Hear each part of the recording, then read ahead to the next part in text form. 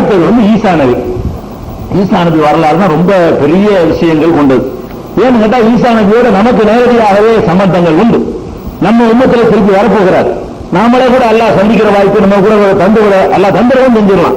அதனால ஈசா நபி சம்பந்தமாக அதுல நிறைய விஷயங்கள் நம்ம வாழ்கிற காத்துக்கு ஏற்ற பல மேட்டர்கள்லாம் வந்து ஈசா நபியுடைய வரலாறுல இருக்கிறதுனால ஈசா நபி வரலாறுல நிறைய விஷயங்கள் கிடைக்கிறது. குர்ஆன்லயும் கிடைக்கிறது, ஹதீஸ்கள்லையும் அவருடைய வருகையை பற்றியும் பல விஷயங்களும். இன்னும் சொல்ல போனா நபி ஸல்லல்லாஹு அலைஹி வஸல்லம் காலத்துல வாழ்ந்தவர்கள் வந்து யஹூதிகளும் நஸாராக்கள் கிறிஸ்தவர்கள் தான் இருந்தாங்க. மதீனாவுக்கு போன பிறகு மக்காவில் இருந்த வரைக்கும் ஒரு இணை கட்டுப்பவர்களை சந்தித்தார்கள். மதீனாவுக்கு போன பிறகு அவங்க சந்திச்சதெல்லாம் இந்த ரெண்டு சமுதாயம் தான். அப்ப இந்த ரெண்டு சமுதாயத்தின் மத்தியில் உள்ள சண்டைகள் தான் ஈசா நபியெல்லாம் நம்மள அவங்க சண்டை. ஈசா நபி எப்படி புரிந்து கொள்வது என்பதுலதான். அதனால நிறைய ஆர்குமெண்ட்கள், நிறைய வாதங்கள் குர்ஆன்ல அவங்க என்னென்ன சொல்றாங்களோ அதற்கான மறுப்புகள் சொல்லி பெரிய கொள்கை போரே நடக்கக்கூடியது ஈசா நபி மேட்டர் அதிகமாக இருக்குது.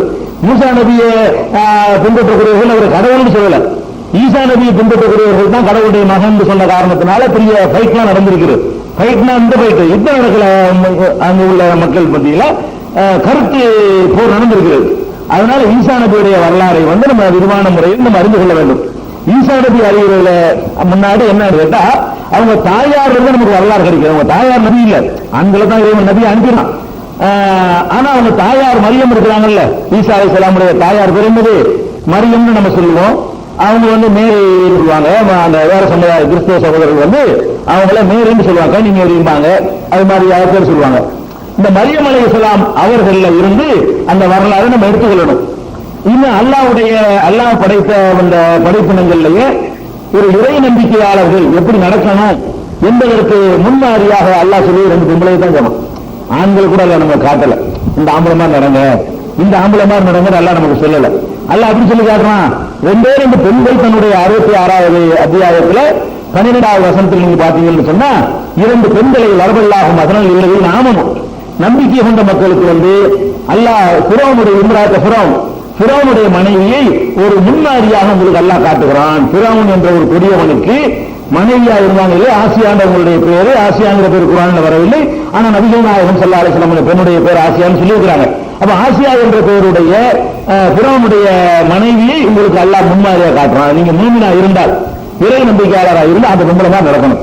அந்த பொம்பளைக்கு அப்ப என்ன மாற்று, என்ன முன்மாதிரி இருக்குதுன்னு கேட்டா அதையும் அல்லாஹ் சொல்லிக்கிறாங்க. இது காலத்து அந்த அம்மா சொன்னாங்க, ரப்பி பினிலி இந்த கபைத்தம் பிரிச்சன்னா வனஜினி மின் ஃபிரௌன வ அமலிஹி வனஜினி மினல் கௌமில் ஆலிமீன். நிறைவா என்னை அந்த ஃபிரௌன் பெண்ணை காப்பாத்து, அவனுடைய கொடுமையிலிருந்து காப்பாத்து, அநியாயக்கார கூட்டத்திலிருந்து எங்களை காப்பாத்துரு அப்படின்னு அவங்க சொன்னாங்க. எனக்கு வந்து அங்க ஒரு மாளிகையை தந்துரு, ரப்பி பினிலி இந்த கபைத்தம் பில் ஜன்னா, ஜன்னத்துல சொர்க்கத்துல எனக்கென்று ஒரு மாளிகையை நீ வந்து எழுதி தந்துரு அப்படின்னு கேட்டாங்களே. அங்கதான் உங்களுக்கு முன்மாதிரியா நிக்கிறாங்க என்று அல்லாஹ் சொல்றான். என்ன எப்படி முன்மாதிரியா இருக்கிறாங்க? அவர்கள் அரண்மனையில் இருக்கிறாங்க, சொகுசான வாழ்க்கை வாழ்றாங்க, என்னெல்லாம் கேட்கிறாங்களோ எல்லாம் கிடைக்கும். வேலை செய்யறதுக்கு ஏவலாளிகள் இருப்பாங்க, பல்லக்கு தூக்கிட்டு இருப்பாங்க, தண்ணீர்ல குடிச்சிருப்பாங்க, வகையா நகைகளும் ஆடைகளும் என்னென்ன அணிந்திருப்பாங்க. சாதாரண ஒரு ஜனநாயக நாட்டில் ஒரு பிரதமர் ஜனாதிபதிக்கு மனைவியா இருக்கிறவங்களே எல்லாத்தையும் அனுபவிக்கிறாங்கன்னு சொன்னா அந்த காலத்துல மன்னராட்சி சர்வாதிகாரிகளுக்கு மனைவியா இருந்தா என்னவெல்லாம் அனுபவிச்சிருப்பாங்கன்னு பார்க்கணும். அவ்வளவு சொகுசான ஒரு இன்பங்கள்லாம் இருந்து கூட அந்த அம்மா என்ன பண்ணாங்கன்னு கேட்டா கணவன் சொல்லுவது தப்புன்னு தெரிஞ்ச உடனே தன்னை கடவுள்னு சொல்றான். அவன் கடவுள் இல்ல இருக்காங்க, நீ கடவுள் இல்ல, உன்னை கடவுளை கும்பிட முடியாது, உன்னை என்னை படைச்ச அல்லாஹ் ஒருத்தன் இருக்கிறான் அப்படின்னு சொல்லி மூசா நபியுடைய அந்த கொள்கையை ஏற்றுக்கொண்டதுனால எல்லாத்தையும் இழந்தாங்க. அரண்மனை வாசத்தை இழந்தாங்க, சுகத்தை இழந்தது மட்டுமில்ல, சித்திரவதைகளை வேற எக்ஸ்ட்ரா தாங்கிக்கிட்டாங்க. இருந்த இன்பங்களே இழந்தாங்க, இல்லாத துன்பங்களை வேற சுமந்தாங்க. அப்ப அவங்க என்ன அடிப்படையை சுமந்தாங்க தெரியுமா? இங்க வந்து எனக்கு இந்த மாளிகை நான் தியாகம் பண்றேன், அங்க ஒரு மாளிகை தான். இதான் மாடல். மூமின்களுக்கு என்ன அளவுகள் இருக்கணும்னு கேட்டா, இந்த உலகமா மறு உலகமா என்ற கேள்வி வராத வரைக்கும் இந்த உலகத்தை அனுபவிங்க. இந்த உலகமா மறு உலகமா அந்த கேள்வி முன்னாடி வந்து விட்ட அந்த இக்கத்தில் உங்களை எல்லாம் தள்ளிட்டான்னு சொன்னா நீங்க மறு உலகத்தை தேர்ந்தெடுத்து ஆகணும். அந்த அம்மா தேர்ந்தெடுத்தாங்க, அதுதான் ஒரு மாடலா இருக்கிறாங்க. இந்த உலகத்துல எவ்வளவு சித்திரவதை அனுபவிச்சு கூட அவங்க தளர்ந்து போகல, அவ்வளவு கஷ்டப்பட்டு இருக்கிறாங்க. இது ஒரு மாடல். அது ஒன்னாக்கா அடுத்த அல்லாஹ் சொல்றான், மரியம் இம்ரான், இம்ரானுடைய மகள் மரியமையும் அல்லாஹ் உங்களுக்கு மாடலா காட்டுகிறான். ரெண்டு பெண்கள் தான், இந்த பொம்பளை மாதிரி நட இல்ல ரெண்டு பொம்பளை மாதிரி நட. ஆம்பளைக்கு அவங்கதான் மாடல், ஆம்பளைக்கு ஆம்பளை மாடல் இல்ல. நீங்க சரியான மூமினா இருந்தால் நீங்க அந்த ஃபிரௌனுடைய மனைவிமா நடக்கிறீங்களா? நீங்க மூமின். ஃபிரௌனுடைய மனைவிமா நீங்க நடக்க மாட்டீங்களா? மூமின் இல்ல. மாடல் அவங்கதான். அதே மாதிரி மரியம் அம்மனுக்கு இம்ரான், இம்ரானுடைய மகள், அவன் மரியமுடைய பாப்பா பேர் இம்ரான் வழங்கு. மரியம் அம்மனுக்கு இம்ரான், இம்ரானுடைய மகள் மரியமையும் அல்லாஹ் உங்களுக்கு வந்து ஒரு மாடலாக காட்டுகிறான்.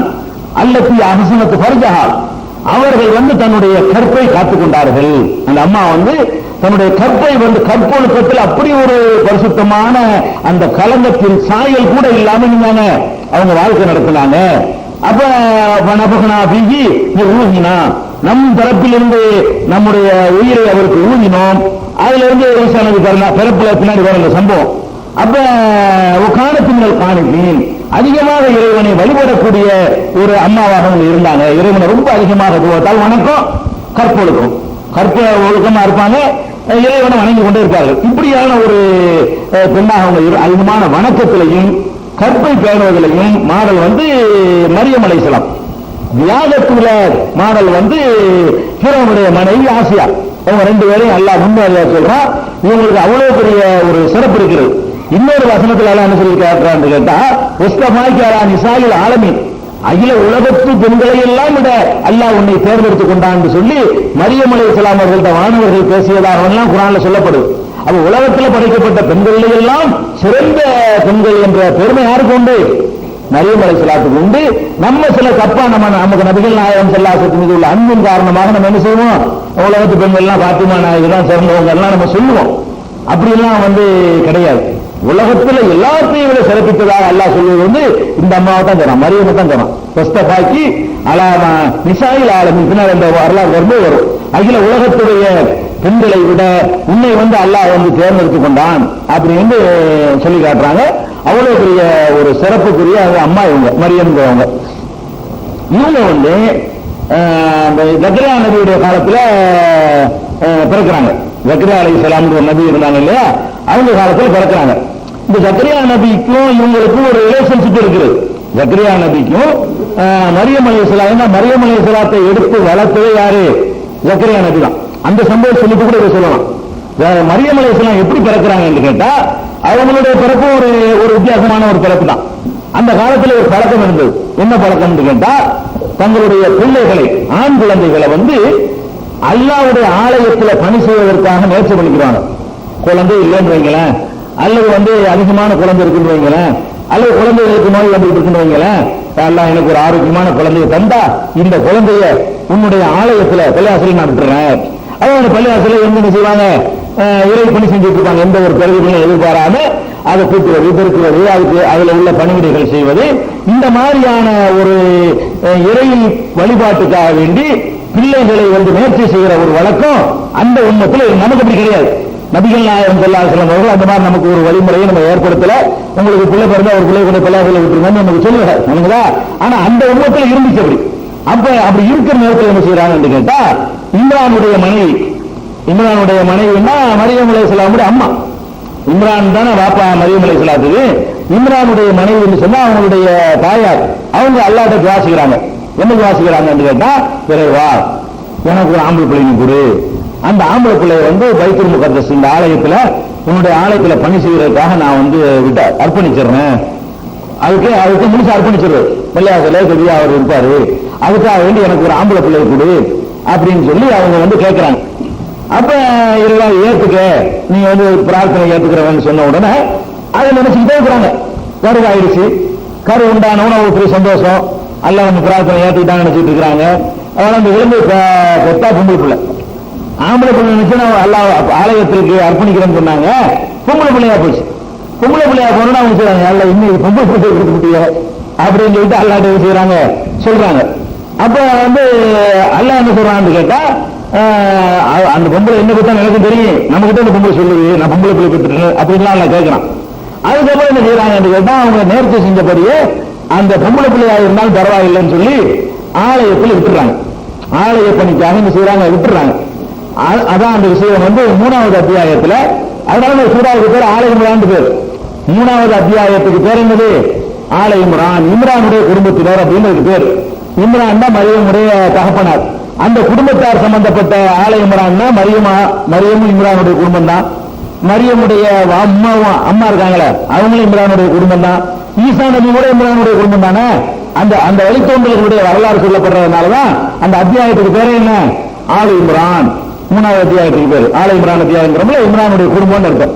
அதுல அல்லாஹ் என்ன சொல்றான்னு கேட்டா, இது காலத் இம்ராத்து இம்ரான், இம்ரானுடைய மனைவி சொன்னார்கள், ரப்பி இன்னி நகர்த்திலக்க மாஃபி பத்னி முஹர்ரரா, என்னுடைய வயிற்றில் உள்ள அந்த சிசுவை இறைப்பணிக்கு அர்ப்பணிப்பதற்காக நான் நேர்ச்சி செய்துவிட்டேன், இறைப்பணிக்காக அர்ப்பணிப்பது என்று நேர்ச்சி செய்துவிட்டேன். கொத்த கப்பல் மின்னி, என்னிடமிருந்து இதை நீ வந்து ஏற்றுக்கொள், ஏனென்றால் இன்னக்கு அந்த சமூல் அழியேன், நீ சரியேற்பவன் யாவற்றையும் அறிந்தவன் அப்படின்னு அவர் வந்து பிரார்த்தனை பண்றார். பிரார்த்தனை பண்ணணும். பலம்மா வலாத்துஹா, அந்த மரியமை அவர் அந்த குழந்தையை பெற்றெடுத்த உடனே கால திறப்பி இன்னி வலாத்துஹா உன்சார், சரிவா நான் பொம்பளை பிள்ளை பெற்றுட்டேனே, நான் ஆம்பளை பிள்ளை தான் இந்த மாதிரி நேர்ச்சி பண்ணேன், நீ பொம்பளை பிள்ளையை கொண்டு கொடுத்து விட்டியேன்னு சொல்லி அவங்க சொன்னாங்க. ஒருவாக ஆரம்பம் அல்லாஹ் அந்த பொம்பளை என்ன குழந்தையை பெற்றால் என்று அல்லாஹ்வுக்கும் தெரியும். இருந்தாலும் அந்த அம்மா சொல்லி நான் பொம்பளை பெற்றெடுத்து விட்டேன் என்று சொன்னார்கள். கல்வான் சார், ஆண் வந்து பெண்ணை போன்றவர்கள் இல்லை, ஆண் வேற பெண்ணு வேறதான் அப்படின்னு அந்த அம்மா சொல்றாங்க. சொல்லிவிட்டு இன்னி சம்மைத்துஹா மரியம், என்னுடைய மகளுக்கு நான் மரியம் என்று பெயரிட்டு விட்டேன், உங்களை கொடுத்திருக்கிற மரியம் என்று நான் பெயரிட்டு விட்டேன்.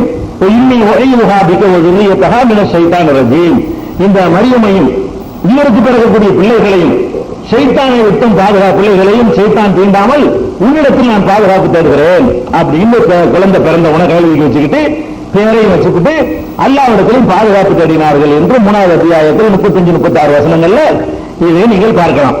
அப்ப மரியம் அலைஹிஸ்ஸலாம் பிறந்தது அவங்க ஆம்பளை பிள்ளை எதிர்பார்த்து பொம்பளை பிள்ளைய பிறந்துட்டாங்க. பொம்பளை பிள்ளைய பிறந்த இதுல தெரிஞ்சுக்கிற வேண்டிய ஒரு செய்தி இருக்கு, அது தெரிஞ்சுட்டு எடுத்து போகலாம். இதுல என்ன தெரிஞ்சுக்கிற வேண்டிய செய்தின்னு கேட்டா, மரியம் அலைஹிஸ்ஸலாம் மரியம் பேர் வச்சாங்கல்ல, பேர் வைக்கிற காலத்துல வந்து ஜக்கரியா நபி இந்த ஊர்ல இருக்கிறாங்க. அந்த ஊர்ல ஒரு பெரிய நபியாக ஜக்கரியா நபி இருக்கிறாங்க. மரியம் இருக்கிறவங்க வளர்க்க போறாங்க. பேர் வைக்கிறதுக்கு அஜர்குமார்கள் மௌலானாக்கள் அல்லது பெரியாருக்கு தான் வந்து வைக்கணும் இருந்தா இந்த அம்மா இவங்களா பேர் வச்சிருக்க மாட்டாங்க. என்ன பண்ணிருப்பாங்க, ஜக்கரியா நபி ஊருக்கு வாங்க, நீங்க பெரிய அஜர்க்கு இருக்கிறீங்க, நீங்க தான் அந்த பிள்ளைக்கு பேர் வைக்கணும் அப்படின்னு கூட்டிட்டு வந்திருப்பாங்க. நபிக்கு பக்கத்துல இருந்து அந்த நபிய கண்ணால பார்த்துக்கிட்டு இருந்து நபிக்கு சொந்தக்காரங்களா, ஜக்கரியா நபிக்கு சொந்தக்காரங்க வரையுங்க. அப்படி சொந்தக்காரங்களா இருந்து கூட என்ன செய்யல, நான் பேர் வைக்கிறேன் பிள்ளைக்கு, நாங்க ஒரு பொம்பளை வந்து தன்னுடைய பிள்ளைக்கு பேர் வச்சிருக்காங்க, ஆம்பளை வைக்கணும் கூட இல்லை. அப்ப அவங்களால கலந்து பேசிட்டு பேரை வைக்கணும், வெளிநாட்டுல இருக்காரா கணவர் இருக்காரா இந்த மாதிரி பேர் வைக்கலான்னு இருக்காங்க, பேர் வைக்கிறது சடங்கா இருக்குது. அப்ப ஒவ்வொருவரும் தன்னுடைய உள்ளத்திலிருந்து கேட்கும் பொழுதுதான் அந்த பிரார்த்தனைக்கு வெயிட்டு கூட, இறைவன் முழுக்கான பாக்குறான், வெளித்தோட்டத்தை பார்க்க மாட்டான்ல. அந்த அடிப்படையில பெயர் வைத்தல் என்பது அவங்களே வைக்கிறத கூப்பிடுறவங்க இல்ல, இப்படி சொல்லி கூட கூப்பிடுறவங்க, இப்ராஹிம் கூப்பிடுவேன், அவ்வளவுதான். இப்ராஹிம் பேர் வச்சேன், அல்லா இப்ராஹிமா ஆக்கி வச்சிரு, சைத்தான் திங்கிறது உன்னை பாதுகாப்பு தேடுறேன் சொன்னோட பேரா இருக்கு வச்சாச்சு, அவ்வளவு. அதுக்கப்புறம் கூப்பிட வேண்டிய வேலை தான் பாக்கி, இப்ராஹிம் கூப்பிட்டு வேண்டியதான் விளங்குதா. அதுக்கு வந்து ஒரு அரபில் என்னமோ சொல்லணும் என்பதோ, அதுக்கு வந்து ஒரு காலையில பாங்கு ஒரு காலையில காமத்து வேதனம்ங்கிறதோ, அதுக்கப்புறம் அது அரபில் அதற்கு அரபுலாம் பேர் வைப்பாரு. அந்த குழந்தைக்கு என்ன தெரியும், ஜஅலல்லாஹு இஸ்மக ஃபித்தாரைனி ஃபாத்திமா பாரு, ரெண்டு உலகத்திலையும் உன் பேரை ஃபாத்திமா என்று அல்லாஹ் ஆக்குவானே. அந்த குழந்தைக்கு போயிடு இருக்கிற பெரியாளுக்கு அரபு வழங்க மாட்டேங்குது, இவர் குழந்தைகிட்ட அரபில் பேசுறாரு. ஜஅலல்லாஹு உன் பெயரை அல்லாஹ், உன் பெயரை யாருக்கு சொல்றாரு குழந்தைகிட்ட, உன் பெயரை ஆயிஷா என்ற இறைவன் ரெண்டு உலகத்திலும் ஆக்குவானாக இப்படின்னு சொன்னோட அரபில சொல்லுவார். அவர் அவங்க பேர் வைக்க நினைச்சுக்கிட்டேன், இங்க விளக்குமா அந்த குழந்தைக்கு ஏதாவது பேர் நமக்காக வச்சுக்கிறோம், அவங்க அல்லாஹ் கூப்பிட்டு பேர் வைக்கிறாங்க, இவங்க பிள்ளைய கூப்பிட்டு பேர் வைக்கிறாங்க.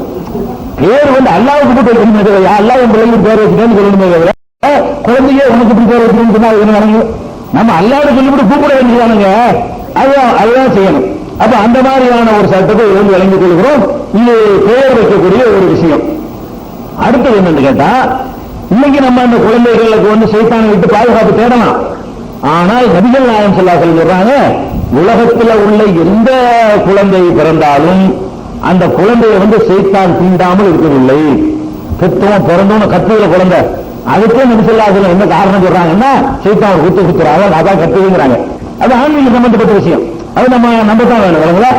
அப்ப சைத்தான் தீண்டுவதனாலதான் குழந்தை வந்து அழுகுன்றலாம் சொல்றாங்க.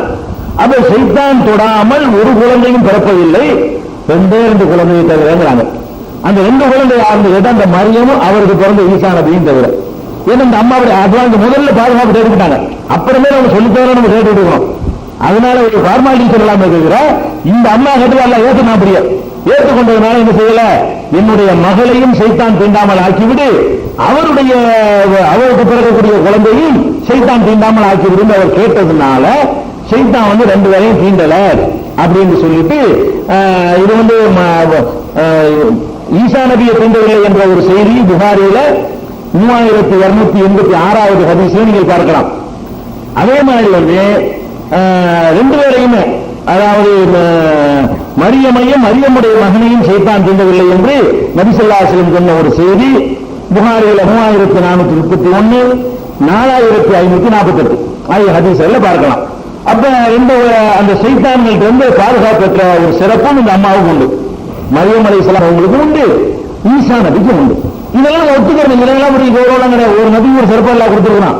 நபிகள் நாயகம் ஸல்லல்லாஹு அலைஹி வஸல்லம் என்னையும் தவிர அவங்க சொல்லல, நான் பிறகுமே சைத்தான் தண்ணின்னு சொல்றாங்க. அவங்களே தான் சொல்றாங்க நபிகள் நாயகம் ஸல்லல்லாஹு அலைஹி வஸல்லம் அவங்களே ஈசா நபிக்கும் அவங்க அம்மாவுக்கு அல்லாஹ் கொடுத்த ஒரு சிறப்பு. ஒவ்வொருத்தருக்கும் ஒரு சிறப்பை கொடுத்திருப்பான். ரசூலுல்லாஹ் கொடுத்த சிறப்பு வேற சிறப்பு எல்லாம் இருக்குது. இந்த சிறப்பு அவங்களுக்கு கொடுத்தாங்க என்று வழங்கி கொள்ளணும். அடுத்து என்ன ஆச்சுன்னு கேட்டா, குழந்தை பிறந்த உடனே எடுத்து வளர்க்கணுமா இல்லையா, பள்ளிவாசல் வந்து விட்டுறாங்க. பள்ளிவாசல் விட்டாலும் பள்ளிவாசலுடைய நிர்வாகிகள் தலைவர் இருக்காரு, செயலாளர், பொருளாளர், நிர்வாகிகள் இருக்கதான் செய்வாங்க பஞ்சாயத்துன்னு சொல்லி, அதுல யார் எடுக்கிற குழந்தையை பொறுப்பேற்றுக் கொள்வது என்பதுல சண்டை வரும், நிறைய பேர் போட்டி வருது. அப்ப போட்டி எந்த அளவுக்கு வருதுன்னு கேட்டா, அது ஆல இம்ரான்ல 3வது அத்தியாயத்துல 44வது வசனத்துல அல்லாஹ் சொல்றான், நான் நீங்க போட்டி எடுத்த உடனே சீட்டு குலுக்கி போட்டு முடிவு எடுத்திருக்கிறாங்க. யார் இந்த மரியமை பொறுப்பேற்றுக் கொள்வது என்பதை வந்து அவங்களுடைய அந்த பேனாக்களை போட்டு குலுக்கி போட்டு யாருடைய பேனா கையில வருதோ அவர் தான். எல்லாரும் பேனா வச்சிருப்பாங்க. அந்த காலத்துல எழுத்து முறையெல்லாம் வந்துருச்சு. எல்லாருடைய பேனாவை டப்பாவில் விட்டு குளிக்கிறது, கையை விட்டு இருக்கிறது. யாரு பேனா ஜக்கரியா நபி பேனா வந்துச்சுன்னா ஜக்கரியா நபி ஒரு பிள்ளைய ரிட்டர்ன் செய்யணும், வளர்க்கணும். அல்லாஹ் சொல்லி காட்டுறான், நாளைக்கு நம்பாயில்கள், இது மறைவான செய்திகள், யூஹி இலைக்க, இதை நாம் தான் உங்களுக்கு அறிவிக்கிறோம். நீ அப்ப உனக்கு தெரியாது, மாக்குந்தல் எதையும் நீ அவர்களுக்கு அருகிலே இருக்கவும் இல்லை. நபிகள் நாயகம் பார்த்து எல்லாம் சொல்ல இருக்கவில்லை.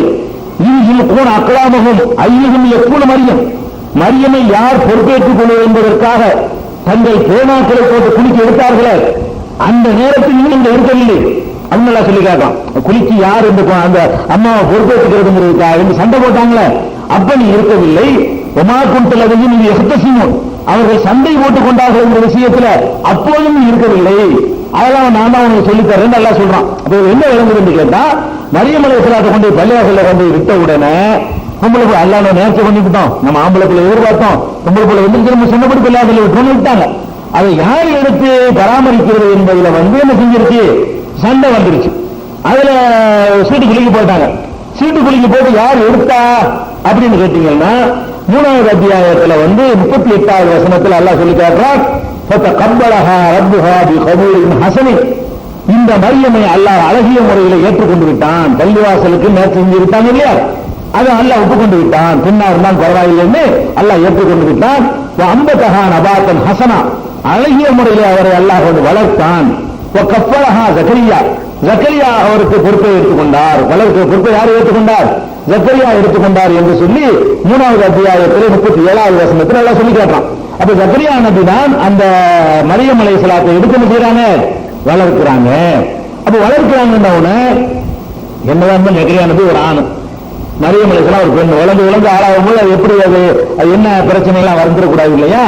அதனால வந்து அவங்க ரெண்டு பேருக்கு என்ன ரிலேஷன்ஸ் என்பதை நம்ம தேடி பார்த்தோம்னு சொன்னா, புகாரியில 3430வது ஹதீஸ்ல நபி ஸல்லல்லாஹு அலைஹி வஸல்லம் சொல்றாங்க, மேராஜுக்கு போயிருக்கும் பொழுது நான் யஹ்யாவையும் பார்த்தேன், ஈசாவையும் பார்த்தேன்.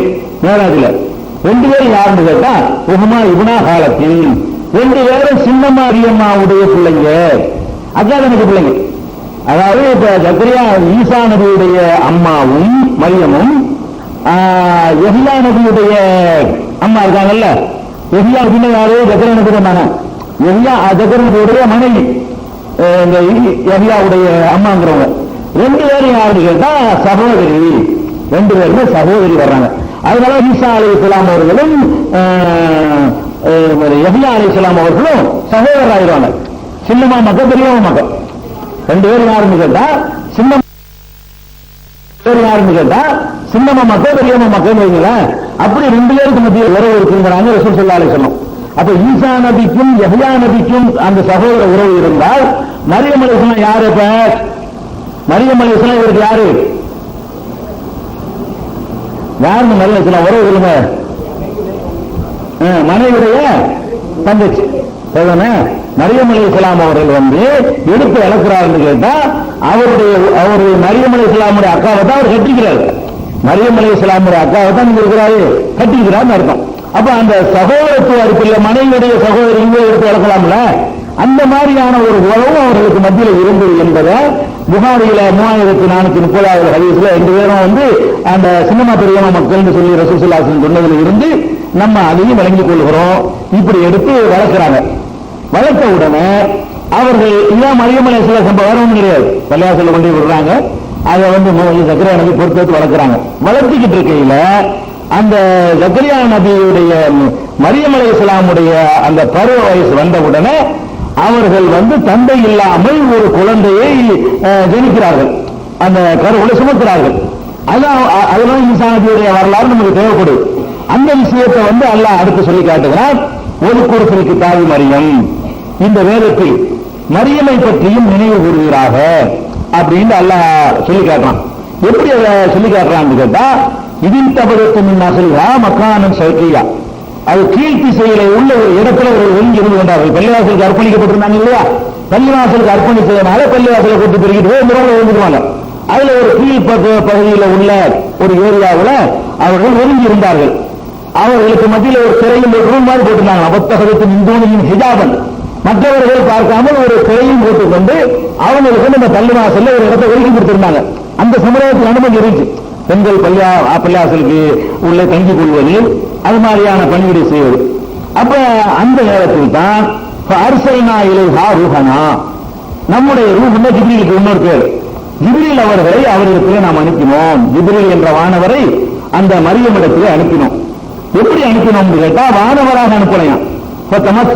பசரன் சரியா, ஒரு நேர்த்தியான ஒரு மனிதனாகத்தான் அந்த அம்மாவுக்கு அவர் காட்சி வந்தார்.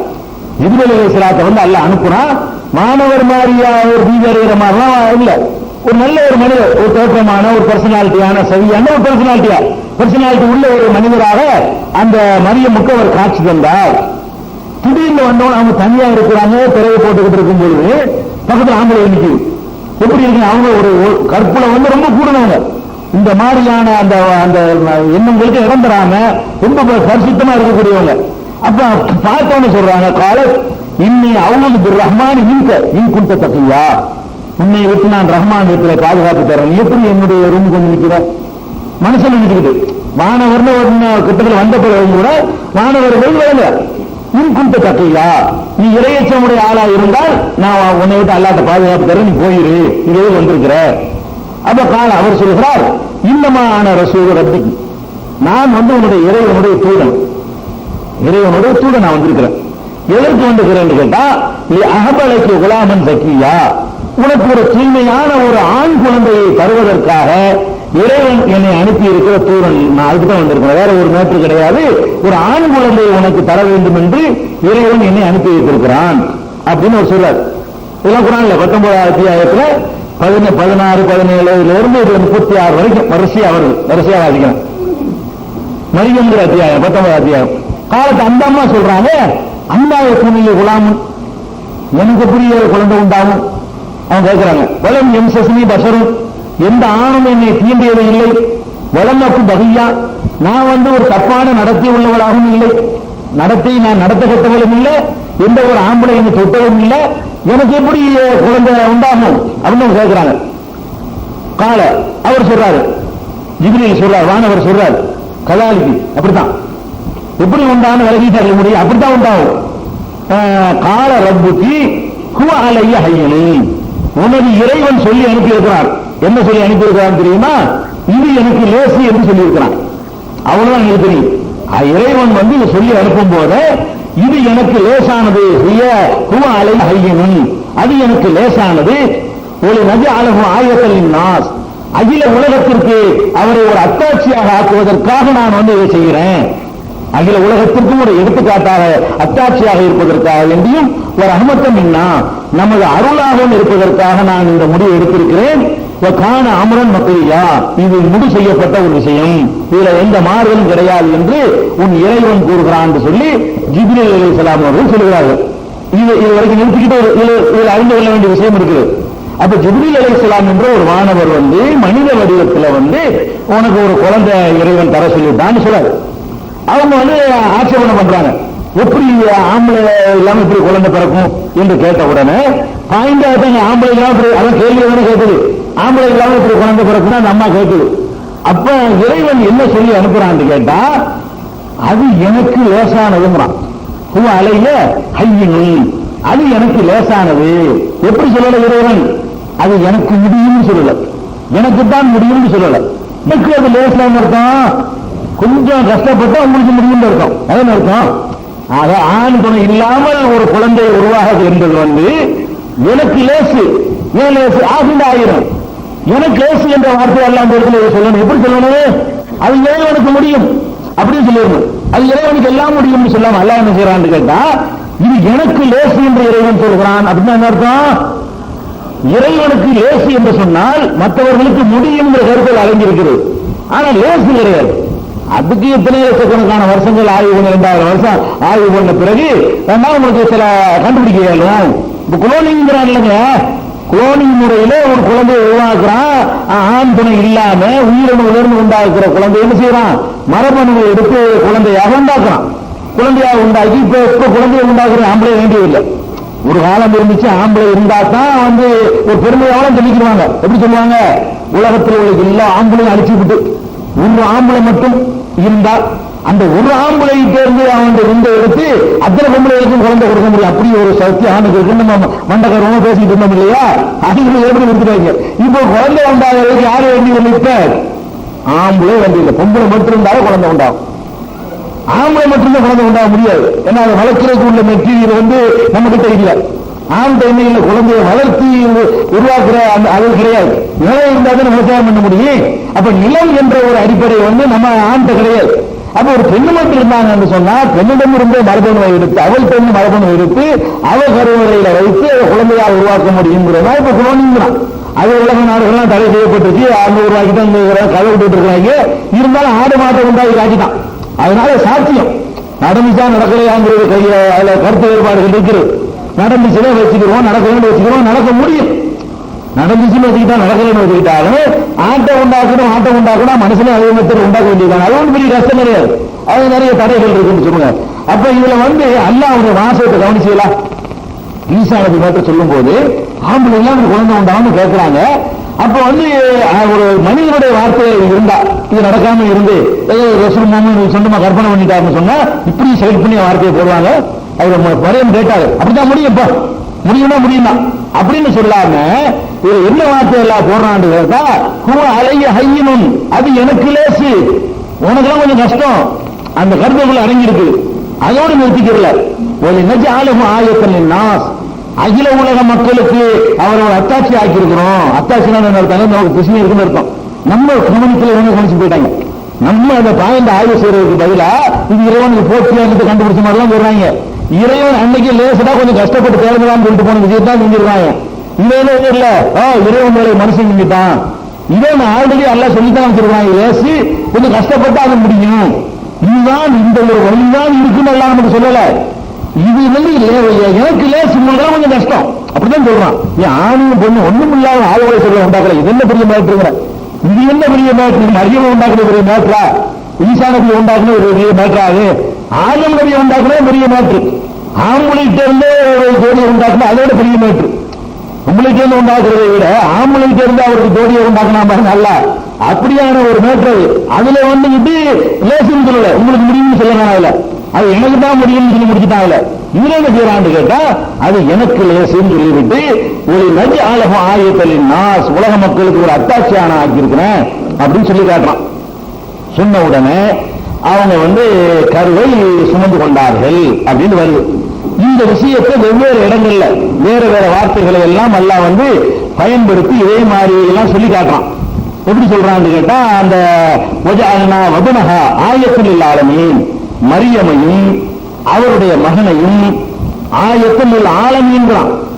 ஆலமீன் அகில கியாமத் நாள் வரைக்கும் உள்ள மக்கள், ரப்புல் ஆலமீன் இல்ல, ஆலமீன்லாம் ரப்புங்கிறிய அதான் ஆலமீன். ஆயத்தில் ஆலமீன் அகில உலகத்திற்கும் ஒரு அத்தாட்சி ஆக்கி வச்சிருக்கிறவங்க அல்லாஹ். அவருக்கையும் ஒரு அத்தாட்சி, அந்த அம்மாட்டை அவரை மட்டும் இல்லாம சொல்லல, அந்த அம்மாவையும் அவரையும் நாம் அகிலத்திற்கு அத்தாட்சி ஆக்கியிருக்கோம். என்ன அர்த்தம்? ரெண்டு பேரும் சம்பந்தப்பட்ட மாதிரி சிந்திச்சு தொடங்கிறான்னு நல்லா சொல்றான். நம்ம சிந்திக்கிறோம், எவனோ சிந்திக்க அவனா கண்டுபிடிச்சு போயிட்டான். அல்லா சிந்திக்க சொன்னா நம்ம என்ன செய்யல, ஆயத்தின் இல்லாத முன்பு ஆசிட்டு போயிட்டோம். அது அல்லாஹ் அழகாக வார்த்தையை எடுத்து போட்டிருக்கிறான். அது போட்டிருக்கிறான், நம்முடைய உயிரை அவரிடத்திலே ஊழினோம். ஆயத்தில் ஆலமீன் அகிலத்தால் கூட அத்தாட்சியாக ரெண்டு பேரை ஆக்கினோம்னு சொல்லியிருக்கான். அது மட்டும் இல்ல, குலோனியம் பண்ணா அது முதிர்ச்சி அடைஞ்சிருக்கும் போகலாம் சொல்றாங்க இல்லையா, அதுக்கு ஏற்ற வார்த்தைகள் எல்லாம் கூட இருக்குது. தொடர்ச்சி அந்த விஷயங்களை அடுத்த வாரம் டைம் முடியல, அடுத்த வாரம் பார்த்துக் கொள்வோம். அதுக்கடையில் ஒரு முக்கியமான அறிவிப்பு இருக்கிறது. என்ன அறிவிப்புன்னு சொன்னா, நம்ம ஒரு மாநாடு ஏற்பாடு பண்ணி அல்ஹம்துலில்லாஹ் அல்ஹம்துலில்லாஹி நஹ்மதுஹு வ நஸ்தஈனுஹு வ நஸ்தக்ஃபிருஹு வ நுமினு பிஹி வ நதவக்கலு அலைஹி வ நஊது பில்லாஹி மின் ஷுரூரி அன்ஃபுஸினா வ மின் ஸய்யிஆத்தி அமாலினா மன் யஹ்திஹில்லாஹு ஃபலா முதில்ல லஹு வ மன் யுத்லில்ஹு ஃபலா ஹாதிய லஹு வ அஷ்ஹது அன் லா இலாஹ இல்லல்லாஹு வஹ்தஹு லா ஷரீக லஹு வ அஷ்ஹது அன்ன முஹம்மதன் அப்துஹு வ ரசூலுஹு அம்மா பஅத்.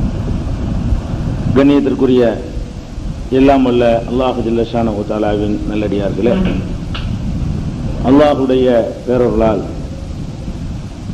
ஞாயிற்றுக்கிழமை தோறும் நபிமார்கள் வரலாறு என்ற இந்த தொடர் நிகழ்ச்சியில பல நபிமார்களுடைய வரலாறுகளை நாம் அறிந்து வருகிறோம். சென்ற வாரத்திலிருந்து ஈசா அலைஹிஸ்ஸலாத்து வஸ்ஸலாம் அவர்களுடைய வரலாற்றை நாம் பார்த்து வருகிறோம். ஈசா அலைஹிஸ்ஸலாத்து வஸ்ஸலாம் அவர்கள் தந்தை இல்லாமல் இறைவனுடைய ஆற்றலினால் வல்லமையினால் நேரடியாக படைக்கப்பட்ட விவரத்தின் ஒரு பகுதியை சென்ற வாரத்திலே நாம் பார்த்தோம்.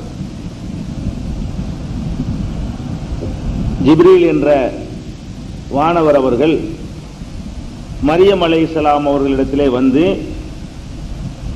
உங்களுக்கு ஒரு ஆண் குழந்தையை பற்றி அல்லாஹ் நற்செய்தி சொல்கிறான் என்று சொல்ல, எந்த ஆணும் என்னை தீண்டாத நிலையில எப்படி எனக்கு குழந்தை உருவாகும் என்று அவர்கள் கேட்டார்கள். அப்ப அந்த வானவர் சொல்கிறார், இந்த குழந்தையை நாம் ஒரு உலகத்திற்கு ஒரு அத்தாட்சியாக ஆக்கவிருக்கிறோம், இது தீர்மானிக்கப்பட்ட ஒரு காரியம் என்று அவர்கள் சொன்ன வரைக்கும் நம்ம சென்ற வாரம் பார்த்தோம். அதுக்கப்புறம் அல்லாஹ்வுடைய வல்லமை பிரகாரம், அல்லாஹ்வுடைய கட்டளை பிரகாரம் அவர்கள் கருவை சுமந்து கொண்டார்கள். அல்லாஹ்வுடைய கட்டளை பிரகாரம் கருவை சுமந்து கொண்ட உடனே அவர்களுக்கு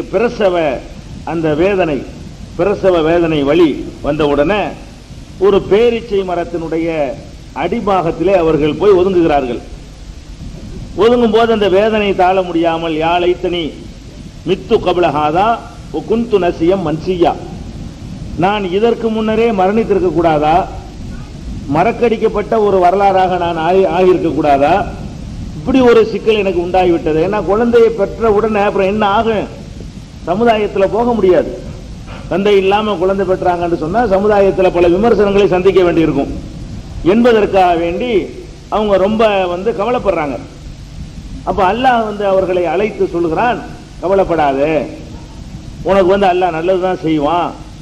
உனக்கு உணவு தேவைப்பட்டுச்சுன்னா அந்த பேரிச்ச மரத்தினுடைய பொடிச்சு இழு, உடனே ஈரமான பசுமையான கனிகள் உன் மீது சொரியும் என்றெல்லாம் அல்லாஹ் அவர்களோடு சொல்லிவிட்டு, இப்போ குலி வஷ்ரபி, இந்த பேரிச்சங்கனிகளை உண்டு இங்கே இருக்கக்கூடிய தண்ணீர் ஒன்று ஊருண்டு சொல்றான் அல்லாஹ் காலுக்கு அடியில, அந்த தண்ணீரை பருகி மகிழ்ச்சியோடு இரு. ஏதாவது ஒரு மனிதர்களை நீ கண்டால், நான் யாரிடமும் பேசுவதில்லை என்று அல்லாஹ்வுக்காக நேர்ச்சை செய்து விட்டேன். அது ஒரு நோன்பு. அவங்க சொல்றாங்க, இப்ப இம்மா தரையின்ன மினல் பஷரி அகதன், எந்த மனிதரையாவது நீ பிரசவிக்கிறதுக்கு முன்னாடி பார்த்தால், ஃபகூலி இன்னி நதர்துலி ரஹ்மானி சௌமா, நான் இறைவனுக்காக நோன்பு நோற்பதாக நான் நேர்ச்சை செய்து விட்டேன். பலன் உக்கல்லிமல் யௌம இன்சியா, இன்றைக்கு எந்த மனிதரோடும் நான் பேச மாட்டேன் என்று நீ சொல்லுன்னு அல்லாஹ் சொல்லி கொடுக்குறான். அதாவது அவங்க வந்து கருவ சுமந்த உடனே ஒரு பேரிச்ச மரத்தினுடைய அடியில போய் இருக்கிறாங்க, வேதனை தாழ முடியாம அப்பதான் பிரசவிக்க போறாங்க. அப்ப அல்லாஹ் சொல்றான், யாராச்சும் உங்ககிட்ட பேச்சு கொடுத்தாங்கன்னு சொன்னா இப்ப பேசுறாத, குழந்தை பெற்ற பிறகு பேசிக்கிடுவோம்.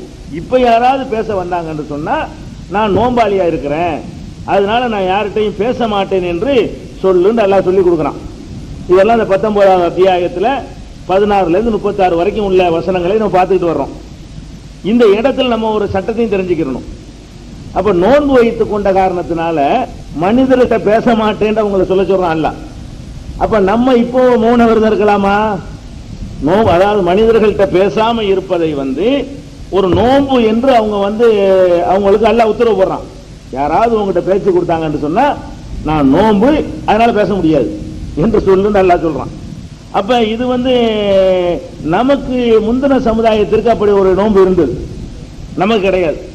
நபிகள் நாயகம் ஸல்லல்லாஹு அலைஹி வஸல்லத்திற்கு முந்தின அந்த யூத கிறிஸ்தவ இஸ்ரவேல் சமுதாயங்கள்ல நோன்பு வைப்பதாக இருந்தால் பேசாத நோன்பு, மௌன விரதம் வாங்கல்ல, அந்த மௌனமாக இருக்கக்கூடிய ஒரு விரதம் முந்தைய சமுதாயத்திற்கு அனுமதிக்கப்பட்டிருந்துச்சு. மரியம் அலைஹிஸ்ஸலாத்தை அல்லாஹ் வந்து நோன்பு வைக்க சொன்னான்னு நினைச்சுக்கிட்டு நாம என்ன செய்யக்கூடாது, இன்னைக்கு யார்ட்டையும் பேசக்கூடாது அப்படின்னு ஒரு நாளைக்கு 2 நாளைக்கு நோன்புலாம் இருக்கக்கூடாது. பேசாம இருக்கிறதுக்கு வந்து நமக்கு தடை இருக்கிறது. எப்படி தடை இருக்கிறது என்று கேட்டால், நபிகள் நாயகம் ஸல்லல்லாஹு அலைஹி வஸல்லம் அவர்கள் ஒரு நாள் உரை நிகழ்த்தி கொண்டிருக்கிறார்கள், சொற்பொழிவு. அப்ப உரை நிகழ்த்தி கொண்டிருக்கும் பொழுது பள்ளிக்கு வெளியே வெயில்ல, பகல்ல நடக்குது இந்த சம்பவம். பள்ளிக்கு வெளியில வெயில்ல ஒரு ஆள் நின்றுட்டு இருக்கிறார். அப்ப நபிகள் நாயகம் ஸல்லல்லாஹு அலைஹி வஸல்லம் கேட்கிறாங்க, அவர் ஏன் நிக்கிறார் அந்த ஆள் வெளியே, எல்லாரும் வந்து உள்ள உட்கார்ந்து இருக்கிற மாதிரி அவர் வந்து உட்கார வேண்டியதானே என்று நபிகள் நாயகம் ஸல்லல்லாஹு அலைஹி வஸல்லம் அவர்கள் கேட்கிறார்கள். அப்ப மக்கள் சொல்றாங்க, அபு இஸ்ராயில், அவர் வந்து பேர் வந்து அவருக்கு அபு இஸ்ராயில், நதர அன் யகூம வலா யகூத, அவர் வந்து எப்பவும் நின்றுகிட்டே இருக்கிறன்னு நேர்ச்சி பண்ணிட்டார், உட்கார்றதே இல்லைன்னு நேர்ச்சி பண்ணிட்டாராம். அதாவது உட்காராம இருக்கிறது அப்படி ஒரு நேர்ச்சி. அவர் வலா எஸ்தல் இல்ல, நிழல் படுவதில்லை, மேல நிழல் பட வெயில் படுற மாதிரி தான் நடந்து கொள்றது. வலா எத்தக்கல்லம, பேசுறதே இல்லை. ஓ யசூம, நோன்பு வைக்க 4 விஷயம் அவர் செய்யறாரு. ஒன்னு வந்து நிக்குவேன், உட்கார மாட்டேன், நிழல் பட விட மாட்டேன், நோன்பு வைக்குவேன், வந்து பேச மாட்டேன், இவ்வளவும் அவர் நேர்ச்சி பண்ணியிருக்கிறாராம். இதை நபிகள் நாயகம் ஸல்லல்லாஹு அலைஹி வஸல்லம் அவர்கள்ட்ட மக்கள் வந்து விளக்குறாங்க. இந்த இதுக்கு தான் அவர் நிக்கிறாரு, நிக்கிறதுன்னு ஒரு நேர்ச்சி அவருக்கு, யார்ட்டையும் பேசுறது இல்லைன்னு ஒரு நேர்ச்சை, உழுவுற வெயில்லாம் தலையில உழுவணும்னு ஒரு நேர்ச்சை, நோன்பு வைக்கிறதுன்னு ஒரு நேர்ச்சை. இப்படி 4 விஷயங்களை அவர் நேர்ச்சை செய்து கொண்டார். அப்ப நபிகள் நாயகம் ஸல்லல்லாஹு அலைஹி வஸல்லம் சொன்னாங்க, முர்ஹு பல்லியத கல்லம், முதல்ல அவர் பேச சொல்லி அவருக்கு உத்தரவு போடுங்க. அது என்ன பேச மாட்டேங்கிறது, பேச மாட்டேங்கிறது ஒரு வணக்கமா? பேசணும், நல்ல காரியங்களை பேசி நன்மைகள் என்ன செய்யணும், அதிகமாக கொள்ளையடிக்கணும். அப்ப முர்ஹு பல்லியத கல்லம், அவர் பேச வேண்டும், பேசட்டும். ஒல் எஸ்தல் இல்ல, நிழலில் வந்து அமரட்டும். ஒல் யகூத, நிக்கிறேன்னு சொல்றாரு பாருங்க, உட்காரட்டும். அப்படி நிக்கிறதுங்கிற ஒரு வணக்க மார்க்கத்தில் கிடையாது. ஒல் யுத்திம சௌமஹு, நோம்ப மட்டும் ஒரு முழுமையாக்கட்டும். 4 விஷயம் செஞ்சார்ல, அந்த 4ல 3 தப்பு, ஒரு விஷயம் ஓகே. நேர்ச்சை பண்ணது வந்து நோன்பு வைக்கிறதாக நேர்ச்சை பண்ணார் பாருங்க, அது கரெக்ட். அதை மட்டும் அவர் வைக்கலாமே தவிர, நான் வெயில்லையே அலைய வேண்டும் ஒருத்தர் நேர்ச்சை பண்ணாருன்னு சொன்னா வெயில்லையும் அலையக்கூடாது. நான் நின்றுகிட்டே இருப்பேன் எப்ப பார்த்தாலும் அப்படின்னு நேர்ச்சை பண்ணார், நான் ஒரு 2 நாளைக்கு நான் நிற்பேன், அல்ல ஒரு 8 மணி நேரம் நான் நிக்க போறேன் அல்லாஹ் உட்கார வேண்டி அப்படின்னு ஒருத்தர் சொன்னார். இது கிறுக்குத்தனம், இது செய்ய வேண்டியது இல்லை, செய்யக்கூடாது. இந்த மாதிரி நம்ம யார் நேர்ச்சை தப்பா பண்ணிட்டோம்னு சொன்னா இதுகளை எல்லாம் செய்யக்கூடாது. அதே மாதிரி பேசுறதே இல்லை, நம்ம அல்லாஹ் மேல ஆணையான இனிமேல் யார்ட்டும் பேச மாட்டேன், அல்லது நான் பேசக்கூடாது என்று சத்தியம் செய்து விட்டேன், நேர்ச்சை செய்து விட்டேன் ஒருத்தர் சொன்னாரு, அதெல்லாம் செல்லாது. பேசலாம், பேசக்கூடாதுன்னு நேர்ச்சை பண்றது வந்து தப்பு, அது ஒரு வணக்கம் கிடையாது. ஆனா நோன்பு வைப்பதாக நேர்ச்சை பண்ணுனா அதை மட்டும் நிறைவேற்ற சொல்றாங்க. அப்ப 4 விஷயங்களுக்கு அவர் நேர்ச்சை பண்றாரு, 3 விஷயத்தை ரசூல் ஸல்லல்லாஹு அலைஹி வஸல்லம் தடுத்துறாங்க, ஒன்னே ஒன்றை மட்டும் செய்ய சொல்றாங்க என்ற செய்தியை புகாரியில 6704வது ஹதீஸ்ல நீங்க பார்க்கலாம். அதாவது 7வது வால்யூம்ல பாத்தீங்கன்னா இந்த ஹதீஸ் இடம்பெற்றிருக்கு 6704, 6704. அப்ப இந்த ஹதீஸ்ல என்ன நமக்கு விளங்குதுன்னு கேட்டா, மரியம் அலைஹிஸ்ஸலாம் வந்து பேசாத நோன்பு வச்சிருக்கிறாங்கன்னு குர்ஆன் சொல்லுது. ஆனா நபி ஸல்லல்லாஹு அலைஹி வஸல்லம் வந்து நமக்கு அதை தடுத்தார்கள் என்று ஹதீஸ்ல இருக்கிறது. இது ரெண்டையும் நம்ம முரண் என்று எடுத்துக்கொள்ள கூடாது. சட்டங்களை பொறுத்த வரைக்கும் முந்தின சமுதாயத்திற்கும் நமக்கும் உள்ள சட்டங்கள்ல சில வேறுபாடுகள் எல்லாம் இருக்குது. அவங்களுக்கு சட்டம் பூரா நமக்கு இருக்க, ஒழுக்கம் மட்டும்தான் ஒரே மாதிரியா இருக்கும். அல்லாஹ் ஒருத்தன், சொர்க்கம், நரகம், மறுமை, கேள்வி கணக்கு, இதுக்கெல்லாம் கியாமத் நாள் வரைக்கும் மாறாது. திங்கிற விஷயங்கள், வணக்கத்தினுடைய முறைகள் எல்லாம் ஒவ்வொரு காலத்துக்கு அந்த மாதிரி மாறும். அப்ப ஈசா நபி கூட போய் அந்த மக்களுக்கு சொல்லும் போது, ஒலி உஹில்லலக்கும் பஅல்லதி ஹுர்ரிம அலைக்கும், உங்களுக்கு ஹராமாக்கப்பட்ட சிலவற்றை நான் ஹலாலாக்க வந்திருக்கிறேன் என்று சொன்னதாக குர்ஆன் சொல்லுது.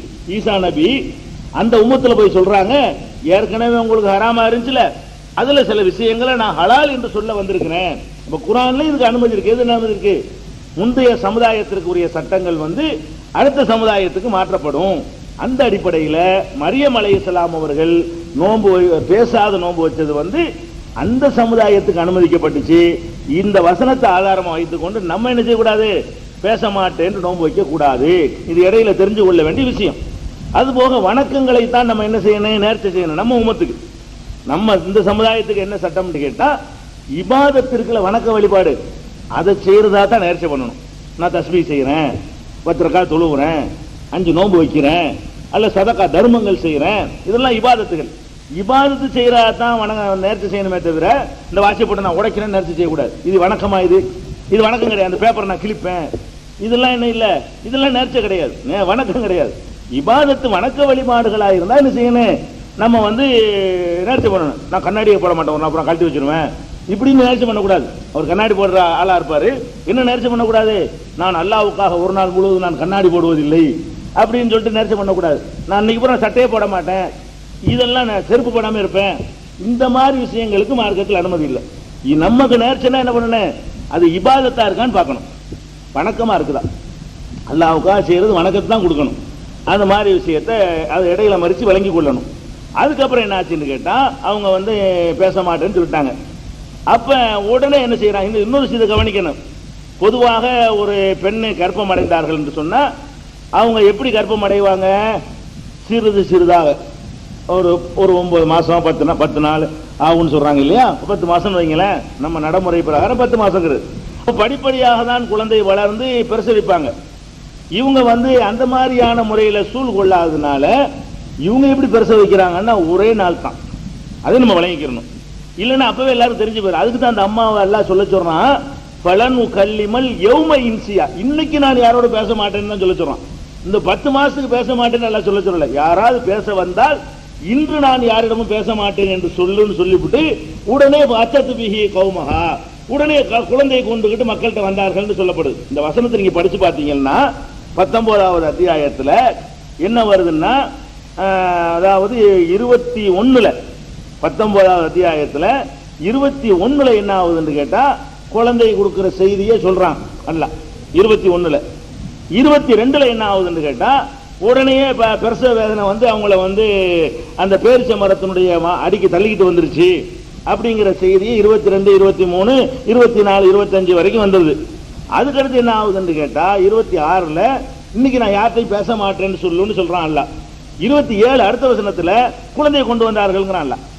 அப்ப இதுல நமக்கு என்ன விளங்குதுன்னு கேட்டா, இல்லைன்னாங்க இந்த குழந்தைய பெத்தவனையும் விமர்சிச்சிருப்பாங்க, வயிற்று பெருசாக பார்த்து விமர்சிச்சிருப்பாங்களே, 4 மாசம் 5 மாசத்திலேயே வயிறுலாம் தெரிஞ்சு போயிடும், என்னமா நல்லத்தனமா இருந்தா எப்படி என்ன நடந்துச்சு உனக்குன்னு கேட்க மாட்டாங்களா? திடீர்னு கொண்டே விட்டோன்னு ஆச்சரியமா கேட்கறாங்க, என்னமா இந்த மாதிரி பண்ணிவிட்ட, பிள்ளையோட நிக்கிறிய அப்படின்னு அவங்க கேட்டதுல இருந்து இது அந்த குழந்தை உருவானது எப்படி அதிசயமானதோ, அது அல்லாஹ் ஆற்றல் அதனுடைய வல்லமையினால் உருவாக்கின காரணத்தினால அதுக்கு நான் ஒரு 10 மாசம், அந்த 9 மாசம் அல்லது 8 மாசம் ஒரு சில அவங்களுடைய பிரசவத்தை அந்த மாதிரி காலம் இருக்கு பாருங்க, அந்த டைம் எடுக்கல. அது இந்த 19வது அத்தியாயத்தை நீங்க படிச்சு பார்த்தாலும் என்ன செய்யும், விளங்கும். அப்ப நான் யாரிடமும் பேச மாட்டேன் என்று சொல்லுன்னு சொல்லிவிட்டு அத்தத்திஹி கௌமஹா, உடனே அந்த குழந்தையை சமுதாயத்திடத்தில் அவர்கள் கொண்டு வந்தார்கள். அன்னைக்கு தான் சொல்லிட்டு போனாரு, அடுத்த நாள் குழந்தைய பெற்றுட்டாங்க, உடனே அவர்கள் கொண்டு வருகிறார்கள்.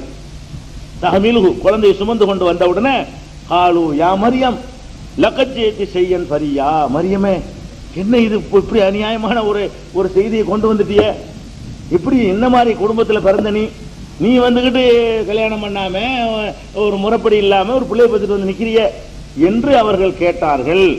யா உக்த ஹாரூன், ஹாரூனுடைய சகோதரிய, ஹாரூன் ஒரு சகோதரி, அவங்க சகோதரர் அவருக்கு இருந்திருக்கிறாங்க, அந்த ஹாரூன் நபி இல்ல, அவங்களுக்கு இவங்களுக்கு காலத்தால ரொம்ப பெரிய வித்தியாசம் இருக்கிறது. மூசா நபியுடைய சகோதரர் ஹாரூன் வேற, இது இந்த ஹாரூன் அவங்களுக்கு ஒரு சகோதரர் இருந்திருக்கான்னு வழங்குது. யா உக்த ஹாரூன், ஹாரூனின் சகோதரியே, மாக்கான் அபு கிம்ரா சௌயின், உன்னுடைய தந்தை ஒரு கெட்ட மனுஷன் கிடையாது. ஒமாக்கானத்து உம்முக்கி பகியா, உங்க அம்மாவும் வந்து தப்பான நடத்தையில போற ஆள் கிடையாது. எப்படிப்பட்ட பாரம்பரியம்! உங்க தகப்பனார் இம்ரான் இருக்காரு, அவரும் ஒரு நல்ல மனுஷன். உன் தாயார் இருக்கிறாரு, அவங்களும் நல்ல ஆளு. அவங்களுக்கு பிறந்த நீ வந்து இந்த மாதிரி பிள்ளை பத்தி நிக்கிறியங்கிறாங்க. அப்ப இதெல்லாம் திடீர்னு ஒரு நாள் நடந்திருக்குது. நாட்கள் எடுத்துருந்துச்சுன்னு சொன்னா இந்த பிரசவிக்கும் போது இந்த விமர்சனம் வந்திருக்காது. கர்ப்பிணியா இருக்கும் பொழுதே இந்த விமர்சனங்களை வந்து சந்திச்சிருப்பாங்க. அப்ப யாரும் விமர்சிக்கல. விமர்சனமே எப்ப வருதுன்னு கேட்டா, குழந்தையை தூக்கிட்டு வந்தவனதான் இந்த கேள்விகளை இவர்கள் சந்திக்கிறார்கள். அப்ப அவங்க என்ன செய்யறாங்க, மரியம் அலைஹிஸ்ஸலாம், என்னம்மா இந்த மாதிரி பண்ணிவிட்ட, எப்படி தகப்பனுக்கு பிறந்துட்டு, எப்படிப்பட்ட தாய்க்கு பிறந்துட்டு இந்த மாதிரி பண்ணிட்டு அஷாரத்து இலை. மரியம் அலைஹிஸ்ஸலாம் பதிலே சொல்லல, குழந்தையை நோக்கி சைகை செய்தார்கள். ஏண்ட கேக்குறியா, பிள்ளைகிட்ட கேளுங்கிறாங்க, வாயினால கூட பேசாம அஷாரத்து இலை.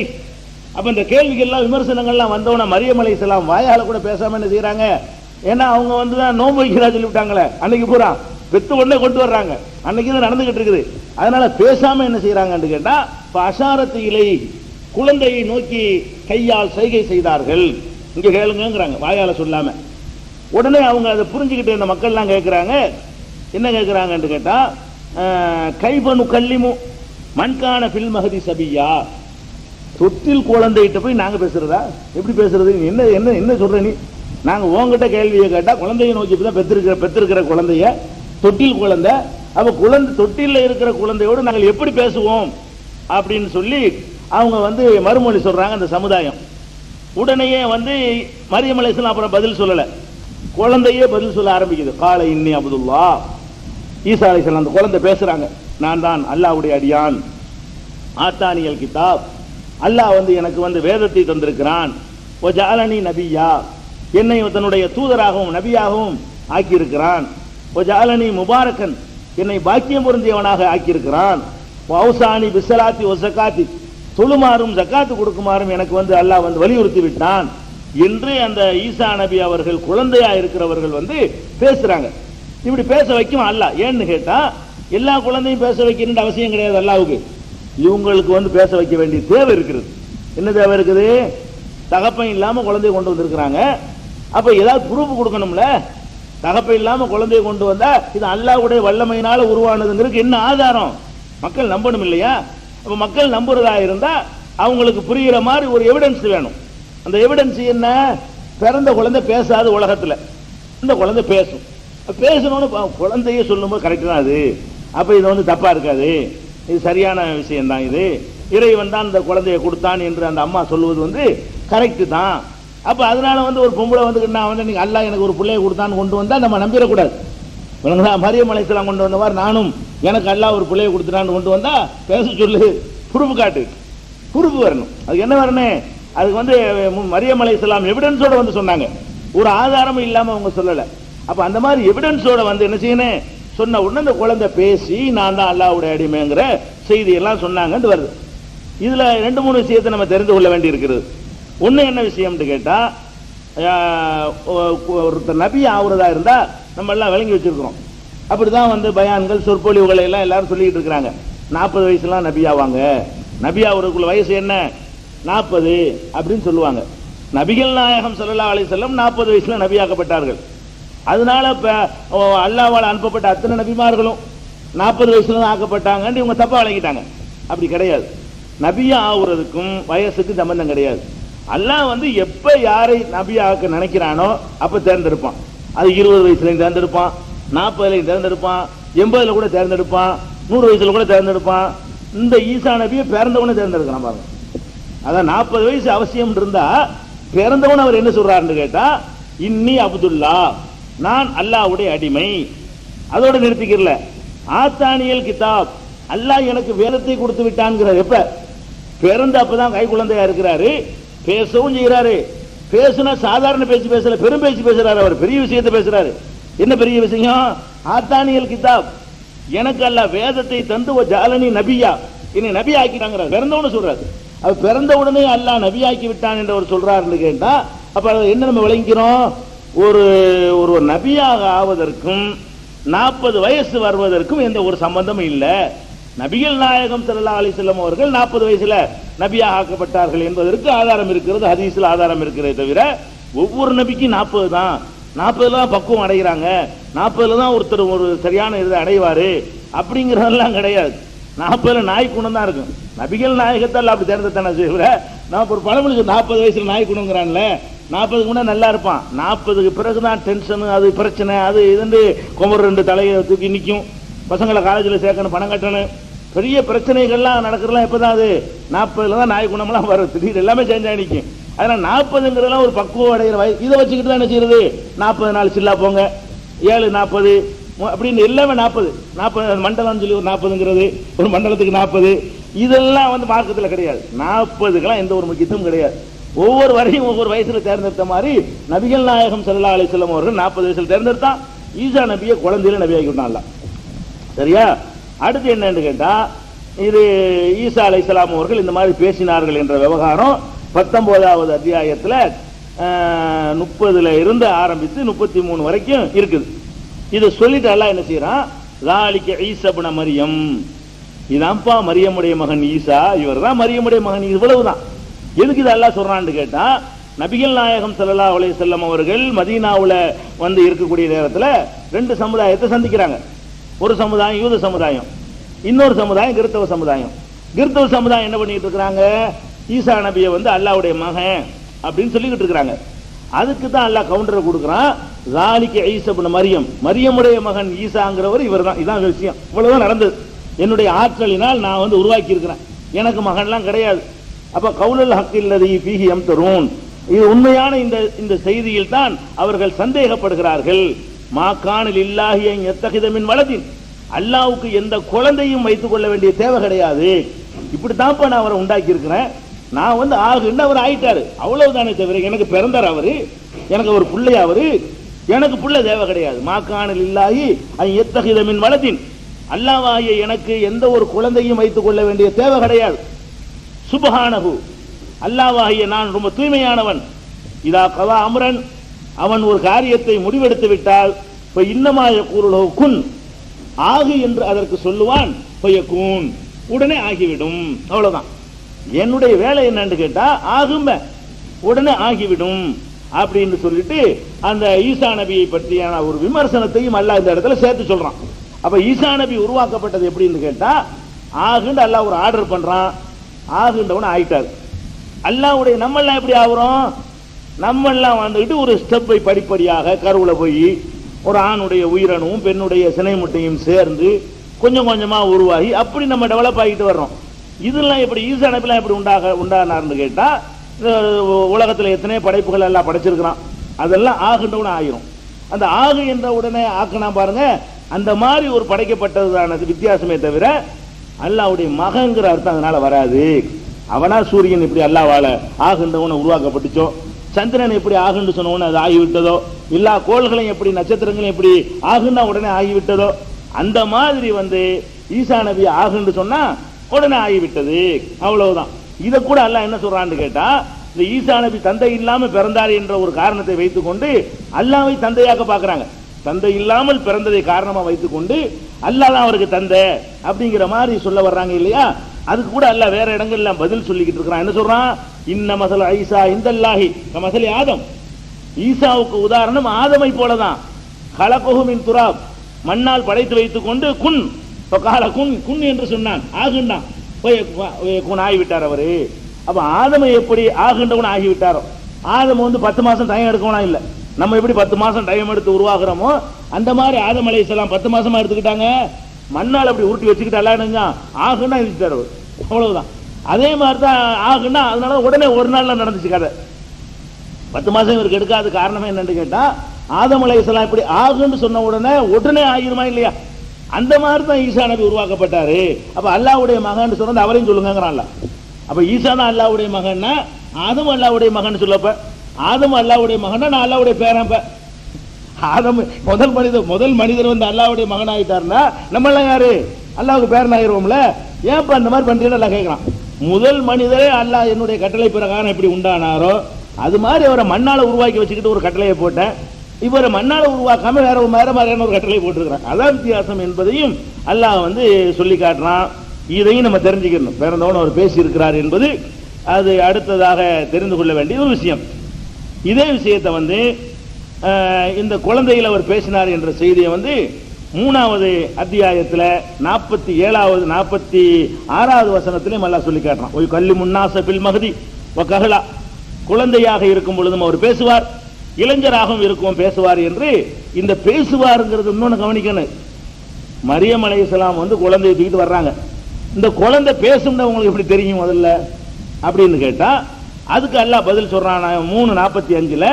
இது காலத்தில் மலாயிகத்து, வானவர்கள் சொன்னார்கள், யா மரியம், மரியமே, இன்னல்லாஹ யுபஷ்ஷிருகி பி கலிமத்தின் மின்ஹு, தன்னுடைய கட்டளை, கலிமான கட்டளை, தன்னுடைய கட்டளையாக உருவான ஈசாவை பற்றி உனக்கு நற்செய்தி சொல்கிறான். இஸ்முஹுல் மசீஹு ஈசா, அவருடைய பெயர் மசீஹ் என்ற ஈசா இப்னு மரியம், மரியமுடைய மகன் என்று அவர் சொல்லப்படுவார். வஜீஹன் ஃபி துன்யா வல் ஆகிரா, துன்யாவிலேயும் ஆகிரத்திலேயும் உலகத்திலேயும் மறுமையிலேயும் தேர்வு செய்யப்பட்டவராகவும், வமினல் முகர்ரபீன், அல்லாஹ்வுக்கு நெருக்கமானவராகவும் இருப்பார். ஒயு கல்லிமுன் நாஸ ஃபில் மஹதி வ கஹலா, தொட்டிலும் மக்களோடு பேசுவார், இளமையாக இருக்கும் போதும் பேசுவார் அப்படின்னு சொல்லி கொடுத்துட்டான்ல ஆல்ரெடி. மரியம் அலைஹிஸ்ஸலாத்துக்கு குழந்தை இருக்கிற செய்தியை சொல்லும் பொழுது எதையும் சொல்லிவிடுறான். உனக்கு ஒரு புள்ள பிறக்க போகுது, அந்த புள்ள என்ன செய்யும், குழந்தையிலையும் பேசும், பெரிய ஆளா போய் பேசும். குழந்தையில பேசணும்னு பெரிய ஆளா போய் பேசாம போயிடக்கூடாது, பயந்துடக்கூடாதுல, அதுக்காக வழக்கமா எல்லாரும் பேசுற மாதிரி அது பேசும். குழந்தையா இருக்கும் போதும் பேசும் சொன்ன காரணத்தினாலதான் அவங்க மக்கள்கிட்ட போய் என்ன செஞ்சாங்க, கேள்வி கேட்டவுடனே இப்படின்ட்டாங்க. பேசணும்னு முன்னாடி எல்லாம் சொல்லி கொடுத்தான், கண்டுபிடிக்கலாம் இல்லை, இந்த குழந்தை பேசும்னு சொல்லி கொடுத்ததுனால அவர்கள் கேள்வி கேட்டவுடனே இந்த பக்கம் கையை காட்டி விட்டாங்க என்ற விவரத்தை 3வது அத்தியாயத்தில் 45, 46, 47 வசனங்கள்ல அல்லாஹ் சொல்லி காட்டுறான். இதுல இன்னொன்னு பார்க்கணும். இப்ப நம்ம தாயுடைய இன்சியல் போடணும்னு சொல்லிட்டு இருக்கிற காலத்துல வாழ்ந்துகிட்டு இருக்கிறோம். ஒரு குழந்தைக்கு என்ன செய்யணும், தாய் இன்சியல் முதல் வாங்கினாலும் இவர் தான். மரியம் அலைஹிஸ்ஸலாத்து, ஈசா அலைஹிஸ்ஸலாத்துக்கு இன்சியல் என்ன, இம்மு தானே, ஈசா மரியம் தானே, மரியமுடைய மகன் ஈசான்னு அல்லாஹ் சொல்லி காட்டுறான். ஈசாவை சொல்லும் பொழுது பாப்பா இல்லாத காரணத்தினால அவருக்கு எதோட சேர்க்கிறான்ல, ஈசா மரியம், மரியமுடைய மகன் ஈசா. அப்பா சொல்லல, அம்மா அப்பாக்கு சேர்க்கறல, அம்மாவோட சேர்த்து அப்ப எம் ஈசா தான் வருது. மரியமுடைய மகன் ஈசா தான் அர்த்தம். தாயுடைய இன்சியல் தான் அவர் வாங்கியிருக்கிறார். அப்ப தாயுடைய இன்சியல்ங்கிறது இவருக்கு மட்டும்தான் அல்லாஹ் சொல்றானே தவிர மற்றவர்களுக்கெல்லாம் நம்ம மரபுல என்ன செய்யணும், தகப்பனுடைய இன்சியல் தான் போடணும். தகப்பனோட முகமது அப்துல்லா, அப்துல்லாவுடைய மகன் முகமது என்பதைத்தான் குறிப்பிடுவாங்க. தாயார் யாருன்னு கேட்கும் போது தாயார சொல்லுவாங்க. இது சொல்வது என்னமோ ஒரு பிற்போக்குத்தனம் மாதிரியும், அது பெண்களுக்கு பெரிய கொடுமை மாதிரியும், அது ஒரு புரட்சி பண்ற மாதிரியும் ஒரு சித்தரித்து கொண்டு ஒரு புதிய சித்தாந்தத்தெல்லாம் உண்டாகிட்டு இருக்கிறாங்க. எதுக்கு அதை செய்யறாங்கன்னு கேட்டா, அது ஒரு நன்மை, பெண்களுக்கு நன்மை செய்வதற்காக தான் அப்படி செய்யறது. ஒரு குழந்தை பிறக்குன்னு வைங்களேன், அந்த குழந்தைக்கு தாய் இன்னார் என்பது 100% எல்லாருக்கும் தெரியும். தகப்பன் இன்னாருங்கிறது நம்பிக்கை தான். தாய் இன்னாருங்கிறது எல்லாருக்கும் அது மறுக்க இயலாது. அந்த பொம்பளை வயிற்றுல இருந்தா வர்றதுன்னு எல்லாரும் பாக்குறாங்க, நிறைய சாட்சிகள் இருக்கிறது. தகப்பன் இன்னார் தாங்கிறது நம்புறோம், அப்படி நம்புறோம். ஒவ்வொருத்தரும் என்ன செய்யறோம், சரி நமக்கு தான் இது பிறந்திருக்கு இந்த குழந்தை அப்படிங்கிற ஒரு நம்பிக்கை அடிப்படையில தான் தகப்பனை சொல்ல முடியுமே தவிர தாய் தான் கன்ஃபார்ம். அப்ப எதுல சந்தேகம் இருக்கிறதோ அதைத்தான் உறுதிப்படுத்த வேண்டிய தேவை இருக்கிறது. இன்னார் தான் தாய் என்று யாரும் உறுதிப்படுத்த அவசியம் இல்லை, அவ்வளவு பேருக்கும் தெரியும். தாய் இன்னாருங்கிறதுக்கு எவிடன்ஸ் எதுவும் தேவை கிடையாது. தகப்பன் இன்னாருங்கிறதுக்கு தான் ஒத்துக்கிட்டியாடான்னு கேட்கணும். அப்ப இந்த தகப்பன் பேரை சொல்ற காரணத்தினால அந்த அந்த அந்த அந்த வழக்கம் என்னத்தை உருவாக்குதுன்னு கேட்டா, இது நம்ம பிள்ளை சைக்காலஜிக்கலா, இப்ப நம்ம பிள்ளைங்கிற அளவுக்கு ஒரு மெண்டல் அவன் உருவாகும் பொழுது அவன் என்ன செய்வான், அந்த குழந்தையை பராமரிக்குவான், அந்த குழந்தையுடைய செலவினங்களை இது பண்ணுவான். பொம்பளை பக்கம் சேர்த்து விட்டுன்னு வைங்களேன், நம்ம பிள்ளைய இருக்குமா இருக்காதா அப்படிங்கிற மாதிரி இவனுக்கு ஒரு ஃபீலிங் ஆயிரும். அப்ப அதுக்காக என்ன செய்யறது, இந்த பொம்பளைக்கு இது பாதுகாப்பு, குழந்தைக்கும் பாதுகாப்பு, குழந்தைய பராமரிக்க வேண்டும். அப்ப தாய் யாருங்கிறதுக்குள்ள யாரும் கருத்து வேறுபாடு கொள்ளவும் மாட்டாங்க, யாரும் அப்ஜெக்ஷன் பண்ணவும் மாட்டாங்க. அவனுக்கும் தெரியும் தாய் யாருண்டு, அந்த ஊர்ல உள்ள அத்தனை பேருக்கும் தெரியும். அதனால தாயை சொல்லாம தகப்பனை சொல்றது காரணம் என்னன்னு கேட்டா, அந்த பெண்களுக்கு ஒரு அங்கீகாரம் கொடுக்கிறாரு, அங்கீகாரம் இருக்குது. குழந்தைக்கு உள்ள அங்கீகாரம் இல்லது, அதுல யாருக்கு அங்கீகாரம், என் மனைவி சுத்தமானவள்ங்கிற அங்கீகாரம். என்னுடைய இன்சியலை என் குழந்தைக்கு நான் போட்டா என் மனைவியை நான் நம்புகிறேன், எனக்கு தான் அந்த பிள்ளைய பெத்தான்னு நான் உறுதி சொல்றேன், அதுல எந்த டவுட்டும் இல்லைன்னு சொல்றான் பாருங்க. இதுதான் பெண்ணுக்கு கண்ணியம். இவன் என்ன செய்யறான், புரட்சிங்கிற பேர்ல பெரிய தத்துவம்னு சொல்லிவிட்டு அம்மா பேரை போட்டுக்க, அம்மா பேரை போட எல்லாருக்கும் தெரியுமே, அது அம்மா என்ன எல்லாருக்கும் யாரும் டவுட் பட்டாதுல, யாருக்கு அதுல சந்தேகம் இருக்கிறது எல்லாருக்கும் தெரியுமா அது. அப்ப தகப்பன் பேரை போடுவது என்னன்னு கேட்டா, ஒரு மனிதன்கிட்ட ஒரு பலவீனம் இருக்குது. என்ன பலவீனம்? சைக்காலஜி எடுத்துக்கிட்டீங்கன்னு சொன்னா திருப்பி திருப்பி அதை சொல்லிக்கிட்டு இருந்தோம் ஒருத்தனுக்கு நெசம் நினைக்க ஆரம்பிச்சிருவான். அந்த கோயபல்ஸ் தத்துவம்னு சொல்லுவாங்க இல்லையா, பொய்ய கூட ரிப்பீட் பண்ணி சொல்லிக்கிட்டே இருந்தோம்னு சொன்னா உண்மையாகி போயிடும். பொய்யவே திருப்பி திருப்பி 100 தடவை சொன்னீங்கன்னு வைங்களேன், நெசம் நினைச்சிருவாங்க. இப்போ அமெரிக்காக்காரன் பொய்யவே திருப்பி திருப்பி சொல்லுவான்.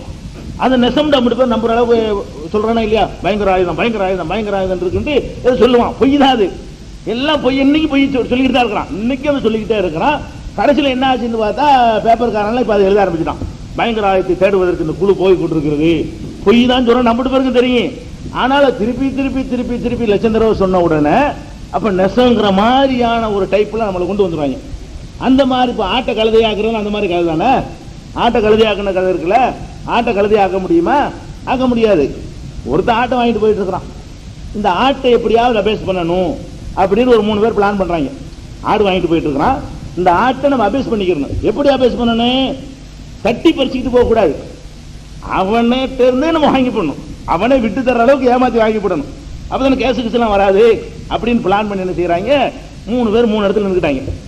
இவன் வர்றான், அப்படி வரும்போது இங்க இந்த இடத்துல வர்றான். என்னடா கழுதையை கூட்டிட்டு போற,